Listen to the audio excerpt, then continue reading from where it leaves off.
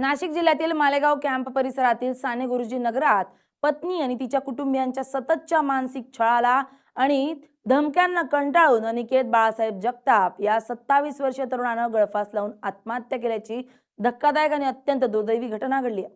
हा गंभीर प्रकार समोर आल्यानंतर मालेगाव परिसरात एकच खळबळ उडाली असून पुरुषांच्या मानसिक आरोग्याचा आणि कौटुंबिक वादाचा प्रश्न पुन्हा एकदा ऐरणीवर आलाय। या प्रकरणी मृत अनिकेतच्या वडिलांनी दिलेल्या अधिकृत तक्रारीवरून मालेगाव कॅम्प पोलिसांनी मृत्यूस प्रवृत्त केल्याप्रकरणी पत्नी, सासू, सासरे आणि मामे सासू यांच्या विरुद्ध गुन्हा दाखल केला असून पुढील तपास सुरू केलाय। या अत्यंत वेदनादायी घटनेची पार्श्वभूमी पाहिली तर अनिकेत जगताप याचा विवाह अवघ्या वर्षभरापूर्वी पंचशील नगर येथील रहिवासी असलेल्या श्रुती धिवरे हिच्याशी झाला होता। विवाह झाल्यानंतर सुरुवातीचे काही दिवस ठीक गेले, मात्र अवघ्या काही महिन्यांतच पती आणि पत्नीमध्ये किरकोळ कारणांवरून वाद सुरू झाले। श्रुतीने अनिकेतला मानसिक त्रास देण्यास सुरुवात केली आणि ती वारंवार त्याला हीन वागणूक देऊ लागली। तू काही कामाचा नाहीयेस, टोमणे मारण्यासोबतच तिच्याकडून सातत्यानं पैशांची किंवा वेगवेगळ्या स्वरूपाची मागणी करून अनिकेतवर मानसिक दबाव आणला जात होता। हे कौटुंबिक वाद इतके विकोपाला गेले की श्रुतीने अनिकेत सोबत राहण्यास नकार दिला आणि ती सासर सोडून आपल्या माहेरी निघून गेली। अनिकेतला तिला समजावून सांगण्याचा आणि पुन्हा सुखाने संसार सुरू करण्याचा अनेकदा प्रयत्न केला, परंतु पत्नी आणि तिच्या माहेरच्या लोकांकडून सकारात्मक प्रतिसाद मिळण्याऐवजी छळ अधिकच वाढला। श्रुती नांदायला येण्यास तयार नव्हती आणि त्यातच तिने अनिकेत विरुद्ध पोलिसात तक्रार दाखल केली होती। या कायदेशीर लढाईमुळे आणि पोलिसात जावं लागल्यामुळे अनिकेत समाजात प्रचंड अपमानित झाला होता। पत्नीच्या सततच्या असहकार्यामुळे, सासरच्या मंडळींकडून मिळणाऱ्या धमक्यांमुळे आणि कायदेशीर खटल्यांच्या भीतीने अनिकेत गेल्या काही महिन्यांपासून अत्यंत तीव्र मानसिक तणावाखाली जीवन जगत होता। अखेर हा मानसिक त्रास सहनशक्तीच्या पलीकडे गेल्यामुळे त्याने राहत्या घरात गळफास घेऊन आपली जीवनयात्रा संपवली आहे।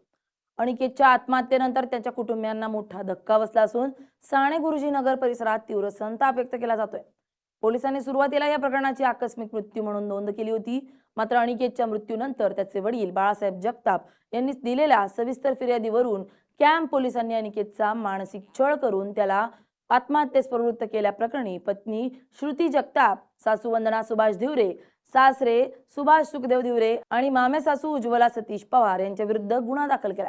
या कारवाईनंतर पोलिसांनी तातडीने पावलं उचलत सासू वंदना धिवरे आणि सासरे सुभाष धिवरे यांना अटक केली आहे, तर मुख्य आरोपी पत्नी श्रुती आणि मामे सासू उज्ज्वला पवार या दोघी सध्या फरार असून पोलीस त्यांचा कसून शोध घेत आहेत। माझं नाव बाळासाहेब हनुमंत जगताप।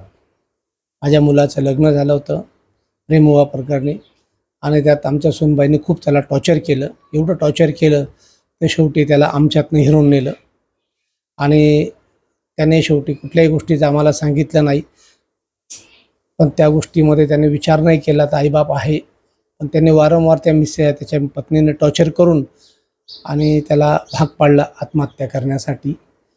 त्याने कुठल्याही गोष्टीचा हा विचार पण केला नाही आणि आम्ही पण केला नव्हता तर असं कधी घडेल, परंतु ते मेसेज वगैरे तिने टाकले आणि त्या मेसेजप्रमाणे तिने सांगितलं तर बा मी माझ्या आईवडिलांची झाली नाही तर तुझी काय होणार।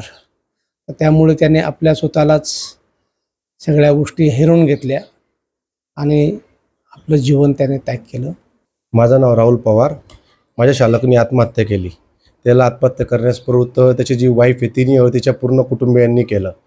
अद्याप पहिले तर पोलीस प्रशासन एवढं सगळं घडूनसुद्धा गुन्हा दाखल करत नव्हते, तर सगळ्या परिवाराच्या व जे समाजाच्या हट्टीमुळे तो गुन्हा दाखल झाला। गुन्हा दाखल होऊन बी तपास प्रॉपर होत नाही। त्या तपास तिचा आम्ही कॉन्टॅक्ट नंबर दिला, तिचा CDR काढण्याचे जे ऑनलाईन जे पुरावे तिच्यावाले सगळे दिले, तरी पोलीस तिच्या बाबतीत तपास करण्यात टाळाटाळ करतात असं आम्हाला निर्देशनात येत आहे। तिच्या वडिलांना तिच्या आईला अटक केलं। त्यांचा PCR घेण्याऐवजी पोलिसांनी MCR करून घेतला। त्यांना ताब्यात ठेवलं असतं, त्यांच्याकडून ती चौकशी निघाली असते की ती कुठे आहे काय आहे हे त्यांनाच माहिती। आणि तिला लपवण्यामागे तिचा जो काका आहे तो विकास ढिवरे म्हणून त्याचा पूर्णपणे हात आहे। पोलिसांना एक विनंती आहे की त्यांनी त्यांना ताब्यात घ्यावा, त्याचा CDR काढावा, त्याच्याकडून चौकशी करावी। ती मुलगी अद्याप लगेच त्याला मिळवून येईल। जर ती एवढ्या 2-3 दिवसात ती मुलगी जर मुख्य आरोपी सापडली नाही तर आम्ही SP ऑफिससमोर आंदोलन करू, पूर्ण परिवार मिळून आमरण उपोषण करू किंवा आत्मदहन करू। आम्ही प्रशासनाला एवढीच एक विनंती साकडं घालणं आहे की लवकरात लवकर तिला आरोपीला अटक करावी आणि तिला कठोर शासन व्हावं या बाबतीत त्यांनी निर्णय घ्यावा। यातील मयत अनिकेत बाळासाहेब जगताप, वय वर्षे 26, राहणार मालेगाव यांनी त्याच्या पत्नीच्या छळाला तसेच सासू सासऱ्यांच्या छळाला कंटाळून आत्महत्या केली आहे. त्यामध्ये यातील आरोपींनी वेळोवेळी मयत अनिकेत यास जेलमध्ये टाकण्याच्या तसेच जीवन उद्ध्वस्त करण्याच्या धमक्या दिल्या. तसेच निरनिराळ्या केसेस करून त्यांची हाल करण्याची व समाजात बदनामी करण्याची धमकी दिली. तू मरून जा, तुझा काही फायदा नाही, तू काही कामाचं नाही, मला तुझ्यासोबत राहायचं नाही, असे त्याला वारंवार बोलून त्याचा मानसिक छळ केला व त्याला आत्महत्येस प्रवृत्त केले. म्हणून यातील मयत याने आत्महत्या करून आपले स्वतःचे जीवन संपवले आहे.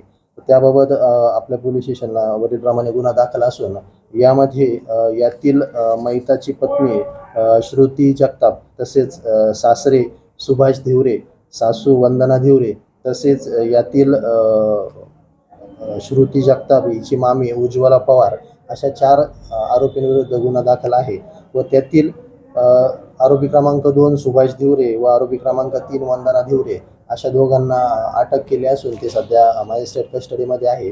तसेच आरोपी क्रमांक 1 श्रुती जगताप व उज्ज्वला पवार या दोघांचा सध्या तपास करीत आहोत. ते अद्यापपर्यंत मिळून आलेले नाही. सदर गुन्ह्याचा तपास चालू आहे. मालेगावातील ही घटना केवळ एक गुन्हेगारी वृत्त नसून ती समाजातील एक गंभीर आणि छुपे राहिलेल्या समस्येकडे बोट दाखवते. समाजात सामान्यतः महिलांवर होणाऱ्या कौटुंबिक अत्याचाराच्या घटना मोठ्या प्रमाणावर चर्चेला जातात, परंतु पुरुषांनाही कौटुंबिक छळ, मानसिक छळ आणि खोट्या केसेसच्या धमक्यांना सामोरं जावं लागतं. हे या घटनेवरून स्पष्ट होतं.